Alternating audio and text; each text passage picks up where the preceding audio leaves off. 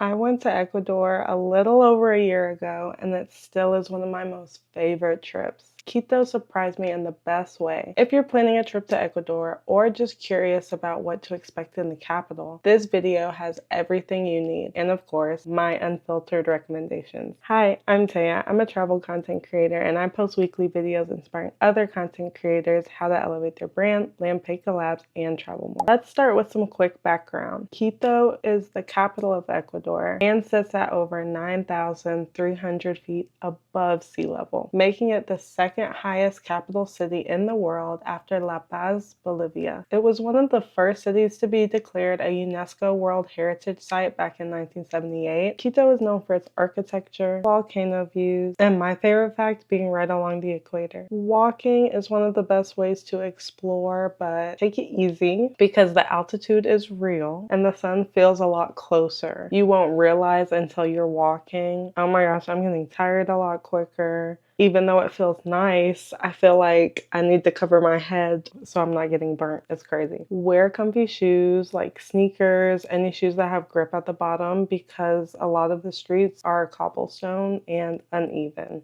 Don't twist your ankle trying to look cute. And then, like I said, how hot it is, always make sure that you carry water with you. And if you burn easily, keep the sunscreen on tap. Have you ever been to a city that was pretty high in altitude? This city is packed with things to do, whether you're into food, culture, views, or just wandering around. Centro Histórico is where you can really explore the old town Quito. And it's honestly a must for history lovers, for anyone that wants to get to learn about the city. Some must stops while you're in that area are Independence Square, La Compañía de Jesús, which is known for its gold interior and was beautiful, and the San Francisco Church and Monastery. Also, while you're doing all this nice sightseeing, just make sure you slow down and really be present with where you are right now. I loved just people watching in the square and seeing the street performers and just all of the people walking around, the locals, tourists, everyone. You have to go to Basilica del Voto Nacional. It is a Gothic style church that you can climb for the views. I believe I posted about it on Instagram. If so, I will link it and put a little blurb here, but I'm pretty sure I posted about it on my short form platforms. You definitely have to go there for panoramic, beautiful views of Quito. It is a climb and it gets a little scary the higher up you go, of course. It is so worth it. The views are amazing. And I went pretty early, so I had the area to myself for the most part. And obviously, the higher up you go, the more risky the stairs get. So if you are afraid of height, or if you're starting to feel a little you can always just turn back whenever you're ready. El Panacillo, I don't remember if it's Panacillo or Panachillo, probably Panacillo. El Panacillo, which has the statue of the Virgin of Quito overlooking the whole city. It's called that because the area that it's on, I believe, is shaped like a little bread. I learned that in my tour, but like I said, my trip was over a year ago, so I don't completely remember everything. Go during the day and definitely take a taxi or an Uber, or you just need a car to get up there because walking is steep. I went during the day and I was in a car. People said it's not safe to walk up, but the area just looked fine to me. Then again, I have traveled throughout Central and South America quite a bit, so maybe I'm used to how non-touristy streets look. But like I said, I didn't see it at night, so I don't know if it's different at night, but I would recommend just getting a ride up there in general because it's very steep. Not because I wouldn't feel safe, but because the steepness. You also have to go to Teleferico. Here, you'll go in an 18-minute cable car to ride up to 13,000 feet, which is kind of crazy. Once you're at the top, there's a few viewpoints you can see, a few activities you can do. They have a little shop and cafe up there. You can also do another hike or just admire the views. As somebody who has lived in the south of the US most of her life, it was cold up there. To the locals, it's not cold, but to me, being that high up with the clouds and with like the wind, it's a little brisk. I won't lie, it was a little brisk. I had a jacket on too. I was walking around like this, holding the hood up to my face, but it wasn't bad. And I did go early, so there were still a lot of clouds out. I feel like later on in the evening or later on in the day, the clouds cleared up and the view would have been better, but I'm so glad I went. You cannot go to Quito without going to Mitad del Mundo and the Itinian Museum. It's a must. Like the experience, it's touristy of course, but it's honestly worth it. I got a screenshot. Let me see if I can find it. Yes. Yeah, I got a screenshot.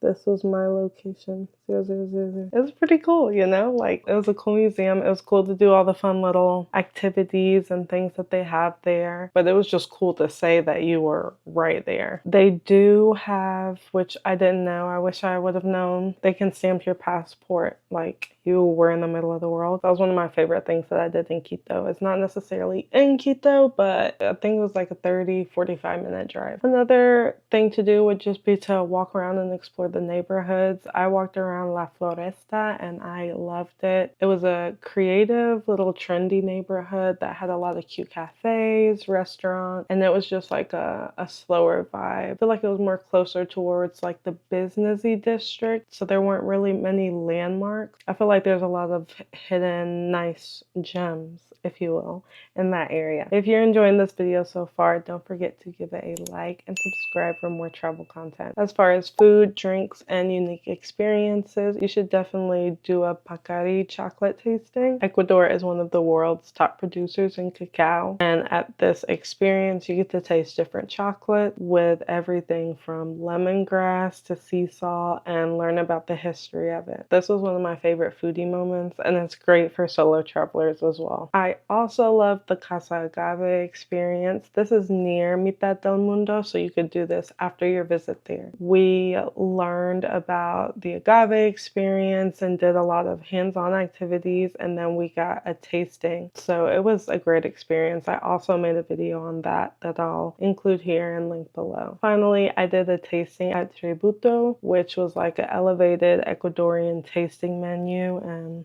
some of the best food I've ever had. It's not cheap, but if you want to treat yourself, that's where you need to go. Because Quito sits right along the equator, but at high elevation, the weather is wild. It can feel like 3 seasons in one day. Their dry season is typically from June to September, and this is where you can get the best views and day trips. Their shoulder season is October to November and May, which means there's fewer crowds, but it can rain every now and then. And their rainy season is March to April.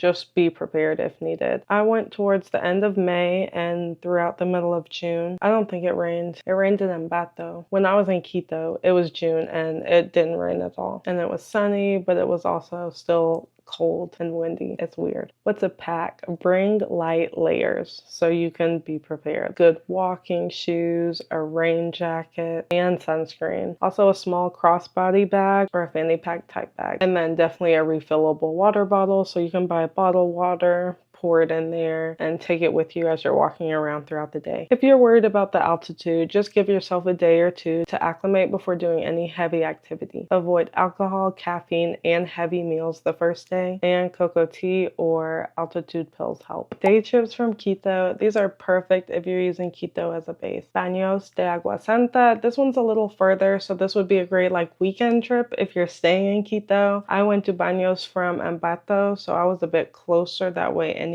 but a lot of tours and people go to Baños from Quito. That's pretty much like the adventure capital of Ecuador. So if you want adventure and to be close to the Amazon rainforest, I would highly recommend going to Baños. Cotopaxi is also a must when you're in Quito because it's not too far from Quito. It's an active volcano and a stunning national park. You can climb up the volcano to like the refugee area and then climb back down. You could horseback ride over there. You could just admire the views. There's lakes over there, so there's quite a few different things that you can do for different activity levels or time that you have. Also dress warm because it's cold over there. Everywhere else that I said was cold has nothing on Cotopaxi. It's very cold. Quilotoa, also a must when you're in Quito, is one of the most photogenic spots in Ecuador. The emerald blue-green colored crater lake is what the viewpoint is all about. You can hike down to be closer to it, but the amount of steepness to come back up and at the elevation, because I'm pretty sure it was higher than Quito, but people do it. I just wasn't going to be one of those people. I admired it from afar. There's a lot of times you can find a Quilotoa and Cotopaxi day trip combined. That's what I did, and I loved it. I got to experience a lot for the amount of time that I had. If you want any of the booking information to any of the tours that I did while I was in Quito, just let me know in the comments and I'll drop them below. My time in Quito was everything I needed. I've been to a lot of places, but Ecuador is one of those countries I'm already planning to go back to. If you found this video helpful, make sure to check out my other travel vlogs and my 3-week solo trip in Ecuador video. I'll see you next week.